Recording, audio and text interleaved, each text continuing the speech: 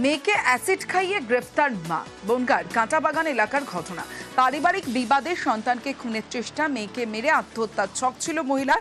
আমার সঙ্গে আমার প্রতিনিধি রয়েছে, কথা বলবো তার সঙ্গে। অনিরুদ্ধ কীর্তনিয়া রয়েছে।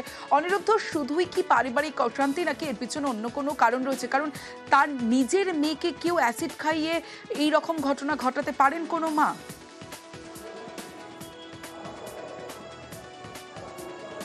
দেখো তমশ্রী, উত্তর 24 পরগনার বনগাঁ থানার কাঁটাবাগান এলাকায় ঠিক এই ঘটনা ঘটেছে এবং যে অভিযোগ করা হয়েছে তার পরিবারের পক্ষ থেকে, অর্থাৎ এই তপতী বারৈ তার স্বামী অমিতোষ বারৈ কর্মসূত্রে দুবাইতে থাকে এবং আগেও পরিবারের সঙ্গে একাধিকবার তার নানা সময় বিবাদ হয়েছে। পরিবারকে নানা সময় তিনি হুমকিও দিয়েছেন যে তিনি আত্মহত্যা করে পরিবারকে ফাঁসাবেন, তেমন হুমকিও দিয়েছেন। বুধবার সকালে এই ঘটনা ঘটে। তার 1 বছরের শিশুকন্যাকে ঘরের মধ্যে থাকা অ্যাসিড তিনি খাইয়ে দিয়েছেন। পরবর্তীতে সেই মেয়েকে নিয়ে পরিবারের সকলে মিলে বনগাঁ হসপিটালে আসা হয় এবং তারপরেই তার বিরুদ্ধে, অর্থাৎ এই তপতির বিরুদ্ধে তার যা প্রিয়াঙ্কা বারৈ অভিযোগ করে বনগাঁ থানায়, এই অভিযোগের ভিত্তিতেই তাকে গ্রেপ্তার করা হয় এবং আজ বনগাঁ মহকুমা আদালতে পাঠিয়েছিল বনগাঁ থানার পক্ষ থেকে এবং তাকে জেল হেফাজতের নির্দেশ দিয়েছে বিচারক।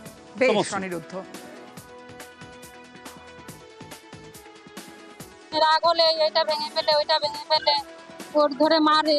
ওই বাচ্চার মা বললো যে আমিও মরবো, তুইও মরবি, তোকে এসিড ঢেলে দেবো, আমার গায়েও এসিড ঢেলে দেবো।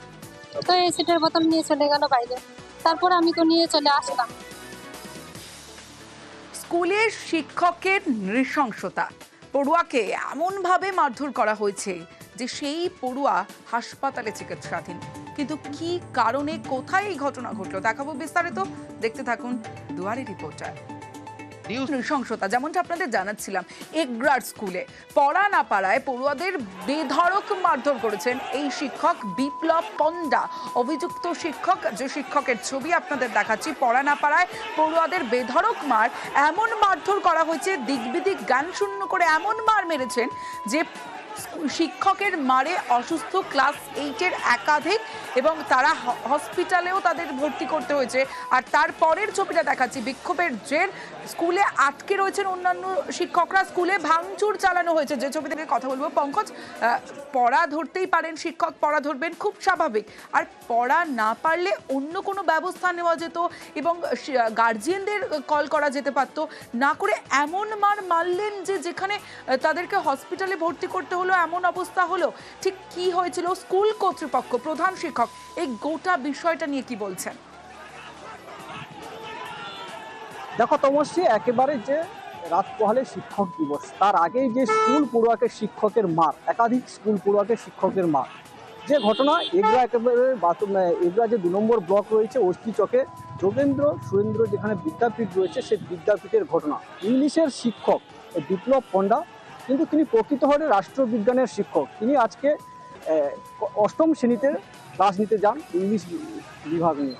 সেক্ষেত্রে তারা কিন্তু পড়াশোনা করতে পারেনি, যেখানে তাদের ক্ষেত্রে যেখানে ছাত্রছাত্রীদের তারা অভিযোগ করছে যে পড়াশোনা না করার জন্য কিন্তু বিস্তরভাবে ব্যাপকভাবে মারধর করছে।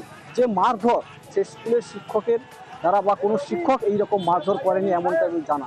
তবে যে মারধর, অতিরিক্ত মারধর করেছে, যার জেরেই কিন্তু স্থানীয় চিকিৎসা কেন্দ্রে ভর্তি হয়েছে প্রায় 21 জন ছাত্রছাত্রী। স্থানীয় অভিভাবকরা তারা জানতে পেরে সেই স্কুলের শিক্ষককে ঘেরাও করে বিক্ষোভ দেখায়। তাদের অভিযোগ এই শিক্ষক দীর্ঘদিন ধরেই কিন্তু এই রকম মারধর করে এবং বেনিয়ম করে। কারণ তুমি জানো যে এই শিক্ষক, এমনটাই অভিযোগ করছে গ্রামবাসী সহ অভিভাবকরা, এই শিক্ষক মদ্যপ অবস্থায় ওই স্কুলে ক্লাস করতে আসে, এমনটাই কিন্তু তারা জানাচ্ছেন। সেক্ষেত্রে কিন্তু বিস্তর অভিযোগ, ক্ষোভ বিক্ষোভ ঘিরে কিন্তু উত্তেজিত জনতা স্কুল চত্বর ঘেরাও করে বিক্ষোভ দেখায়, যেখানে এগরা থানার পুলিশ এসে এই বিক্ষোভ নিয়ন্ত্রণ করে। এখন প্রায় বেলা 3টা থেকে রাত 8টা পর্যন্ত বিক্ষোভ চলে। তারপরে কিন্তু বিশাল পুলিশ বাহিনী এসে নিয়ন্ত্রণ করে এবং সমস্ত শিক্ষক শিক্ষিকাদের কিন্তু উদ্ধার করে নিয়ে যায়। সেক্ষেত্রে তাদের বিক্ষোভ অভিযোগ, যেখানে স্থানীয় গ্রামবাসী সহ স্কুল, যেখানে ছাত্রছাত্রীদের বাবা মা অর্থাৎ অভিভাবকরা তারা জানাচ্ছেন ওই শিক্ষক তাদেরকে মারধর করেছে, তাদেরকে না জানিয়ে, তাদের গার্ডিয়ানকে তো জানাতে পারতো, না জানিয়ে কিন্তু এই যে একেবারে অভিভাবকদের তো বুঝতেই পারছি, যারা বিক্ষোভ দেখিয়েছেন অভিভাবকরা, তাদের একটাই বক্তব্য যে যদি তাদের ছেলেমেয়েরা পড়া না পারে তাদেরকে জানাতে পারতো, অন্য কোনো ব্যবস্থা নিতে পারতেন। অভিভাবক এবং পড়ুয়ারা তারা কি বলছে শুনবো। সেটা ক্লাসই নেই, ঢুকে পড়েছে। ঢুকে পড়ার পরে বলছে তোদের কি পড়াচ্ছে বার কর। বলার পরে বলছে পড়া হয়েছে, বলছে হয়নি। একটা ছেলেকে বলছে ডাং নিয়ে আয়, নিয়ে আসতে বলছে করে একটা হবে না, অনেকগুলো নিয়ে আয়। কেউ পারছে না বলে তাদের খুব মেরেছে, হাত পা এগুলো সব ফেটে গেছে। কোনো গার্জিয়ানকে খবর দেয়নি, কাউকে কিছু বলেনি। যখন ছেলে মেয়েরা খুব অসুস্থ হয়ে যায়, বাচ্চাদের বলেছে তোমাদের বাড়িতে কেউ বলবে না, আমি হসপিটাল পাঠিয়ে দিচ্ছি বা ডাক্তার ডাকছি, ট্রিটমেন্ট করাবো। এবার আমরা জানতে পেরে যখন আসি, বিপ্লব বাবু যিনি মেরেছিলেন তিনি লুকিয়েছিলেন। আমরা বলছি যে বিপ্লব বাবু আপনি তো মেরেছেন, আপনার তো শিক্ষক, ওটা তো আপনাদের ছেলে মেয়ে, আপনি কেন সহানুভূতির জন্য ওই ছেলেদের সাথে গেলেন না হসপিটাল? যতক্ষণ ওই ছাত্র ছাত্রীরা না ফিরে আসছে সুস্থ হয়ে, ততক্ষণ আমরা এই কোনো শিক্ষককে ছাড়বো না। 21 জন। যে শিক্ষকের বিরুদ্ধে অভিযোগ বিপ্লব পণ্ডা, তার কি বক্তব্য শুনবো।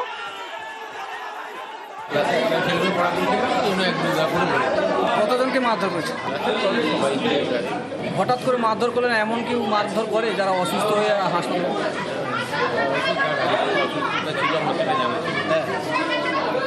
এই মুহূর্তে মনস্তত্ত্ববিদ হিরণময় শাহ আমাদের সঙ্গে রয়েছেন। হিরণময় বাবু একজন শিক্ষক এবং সেই স্কুলের শিক্ষক, তার ক্লাস নয় অন্য ক্লাসে তিনি যান এবং সেখানে গিয়ে পড়ুয়াদের এমন মারধর করেছেন পড়া না পারায়, যেখানে বেশ কয়েকজন পড়ুয়াকে হাসপাতালে ভর্তি করে হয়েছে।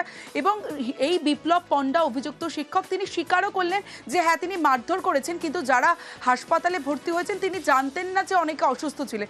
এটা কোন মানসিকতায় এরকম একটা কাজ করতে পারেন একজন শিক্ষক স্কুলে? প্রথমত হচ্ছে দেখুন, শিক্ষকদের মান সম্বন্ধে আমরা খুব সন্দেহান এখন। মানে শিক্ষকদের শিক্ষকতা করার যোগ্যতা কতটা আছে সেটা একটা বিশাল প্রশ্ন সারা ভারতবর্ষেই, বিশেষ করে পশ্চিমবঙ্গে। দ্বিতীয় কথা হচ্ছে, এক ধরনের শিক্ষকদের মধ্যে একটা প্রবণতা রয়েছে যে আমরা যেহেতু শিক্ষক, আমরা সর্বময় কর্তা, আমরা যা করছি তাই করতে পারি। আগেকার দিনে যেমন বেদ দিয়ে মারা হতো, সেটা যেমন অনেকটা বন্ধ হয়েছিল, কিন্তু গ্রামে গঞ্জে এখনো সমানভাবে এটা চলছে। এবং এই পথে চলার জন্যই আজকে ছেলে মেয়েদের মধ্যে এই যে পরীক্ষার ভীতি, স্কুল ভীতি দেখা দিচ্ছে। এবং মানসিকভাবে কোনো রকম শিক্ষক অসুস্থ কিনা সেরকম পরীক্ষার কোনো জায়গা নেই। আমরা অনেক দেখেছি যে অনেক বিকৃত মনস্ক অনেক শিক্ষক তারা অশালীন ব্যবহার করেন, ছেলেদের মারধর করেন, কিন্তু তাদের বা পারিবারিক জগতে আমরা খোঁজ দিয়ে দেখেছি তারা হয়তো মানসিকভাবে কোনো রোগে ভুগছেন অথবা অসুস্থ হয়ে রয়েছেন, এবং তারা যে কারণে এই ব্যবহারগুলো করেছেন। নইলে কোনো স্বাভাবিক মানুষের পক্ষে, শিক্ষকের পক্ষে এই ধরনের ব্যবহার করাটা একদমই সম্ভব নয়। বেশ, অনেক ধন্যবাদ আপনাকে। উচিত নয়।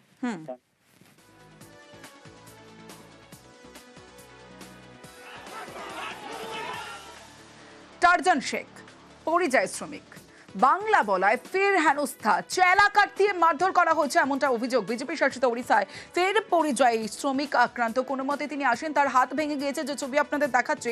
সরাসরি চলে যাব, রণদেব রয়েছে আমার সঙ্গে, রণদেবের সঙ্গে কথা বলবো। রণদেব, ওই টারজান শেখের বক্তব্য কি? মানে এই যে পরিস্থিতি হলো, তারপরেও কি পশ্চিমবঙ্গ ছেড়ে অন্য কোথাও আর কাজে যাবার সেই সাহসটা দেখাবেন তিনি? সেই আতঙ্কটা তো এখনো পর্যন্ত কাজ করছে, কি বলছেন? হ্যাঁ দেখো, টারজান শেখ কিন্তু আতঙ্কে আছে, এবং শুধু টারজান নয় তার পরিবারও আতঙ্কে আছে। এবং তার সঙ্গে এই এলাকার যেসব বাঙালিরা উড়িষ্যার জলেশ্বরে কাজে গেছে, বা কেউ ভাঙাড়ির ব্যবসা করছে, বা ফেরিওয়ালার কাজে গেছে, বা মহাজনের কাজ করছে, তারাও কিন্তু আতঙ্কে আছে। ঘটনার সূত্রপাত কিন্তু রবিবারে হয়েছিল। রবিবার সকালবেলা অন্যান্য দিনের মতনই টারজান কিন্তু যখন জলেশ্বরের রাজপুর এলাকা থেকে লক্ষণডি রাস্তা ধরে কাজে বেরিয়েছিল, তখনই কিন্তু তাকে উড়িষ্যাবাসী এক সন্ডামরকার লোক, ওর টারজানের বক্তব্য অনুযায়ী তাকে হঠাৎ যে বলে যে তুই বাংলায় কথা বলছিস, অতএব তুই বাংলাদেশি, এবং তাকে কিছু উত্তর দেওয়ার আগেই তাকে মারধর করে, এবং তাকে এতটাই মারধর করা হয় সে পড়ে যায়। তখন তার কাছ থেকে ৬,০০০ টাকা তার কাছে ছিল, সেটাও কিন্তু কেড়ে নেওয়া হয়, এবং তার যে জিনিসপত্র ছিল সেগুলো ভেঙে দেওয়া হয়। তখন সে নিজেকে পরিচয় দেওয়ার জন্য যে না সে ভারতীয় এবং পশ্চিমবঙ্গের বাসিন্দা, কাটুয়া থানার করজ গ্রামের, তখন সে কিন্তু আধার কার্ড এবং ভোটার কার্ড যখন দেখায়, তখন সেই উড়িষ্যাবাসী সেই লোক লোকটি তখন মারধর করতে করতে বলে, এগুলো তোদের 2 নম্বরই ভাবে তৈরি করছিস, তোরা ভারতীয় নস। এই অবস্থায় ও কিন্তু কাটোয়া ফেরত আসে এবং কাটোয়া এসে কাটোয়া মহকুমা হাসপাতালে ভর্তি হয়েছিল। কাটোয়ার বিধায়ক রবীন্দ্রনাথ চট্টোপাধ্যায়ের মধ্যস্থতায় কাটোয়া থানায় অভিযোগ দায়ের করেছে। কাটোয়া থানার আইসির বক্তব্য যে এই আমরা সরাসরি এফআইআর নিয়েছি এবং আমরা তদন্ত শুরু করেছি। এই মুহূর্তে পরিবারও আতঙ্কে আছে এবং এই ঘটনায় তিনিও ঘটনার পর রীতিমতো আতঙ্কে ভুগছেন। ধন্যবাদ। মন্দিরের কাছে ওটা নতুন মন্দির আছে, নতুন হাই স্কুল হয়েছে, ওই সাইডে কটা বিল্ডিং হয়েছে, ওই সাইডে ফেরি করতে গিয়েছে। তা আমি বাংলায় ভাষা বলতে গিয়েছি বলে আমাকে বাংলাদেশ বলে খুব ধারা মেরেছে, পা হাত ভেঙে দিয়েছে, হাতটা ভেঙে দিয়েছে, পায়ে এমন ধারা মেরেছে, চলতে পারছি না, হাঁটতে পারছি না, ফিরতেও পারছি না। শুধু বলছে বাংলাদেশে বাঙালি লোক নাই, বাঙালি হটাও, তাই বলছে।